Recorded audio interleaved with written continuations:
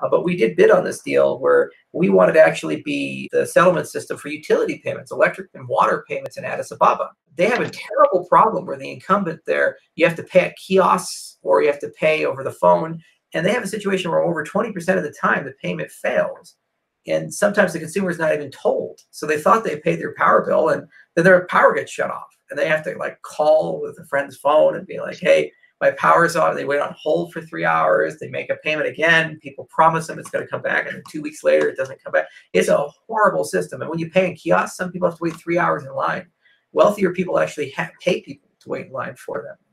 When they get close to the end of the queue, they show up and they go and enter in all their stuff. So they said, hey, can we do this on a blockchain-based system? And so just think about how much productivity waste in a multi-million person city where it takes 3 hours for somebody to pay their electric bill, their plumbing bill, their water bill, to be able to solve that and do it on your cell phone. So that's kind of stuff that we imagine for Cardano. And then what you've done is you've unlocked those consumers to the Western world. There's $5 trillion of wealth that exists in these markets. It's illiquid. Wow. You can't get to it.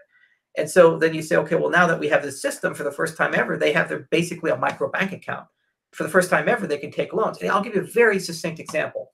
Every year, the Agricultural Transformation Agency in Ethiopia, which deals with 15 million smallholder farmers, gives away all these fertilizer vouchers. And these vouchers that you basically use to go and plant crops, fertilize them, they grow, and then they repay the vouchers. The vouchers repayment rate is over 95%. And the interest rates are like 10 to 15%.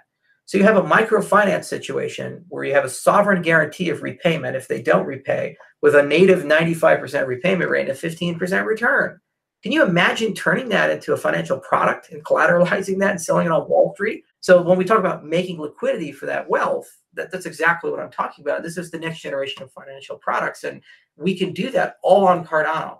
And we can make Cardano interoperable with the legacy systems because you can embed in the transaction regulation, you can embed in the transaction KYC and AML, and special logic through smart contracts to comply with native regulations in the jurisdictions that they go into. So they can easily move into exchanges like NASDAQ or other such things.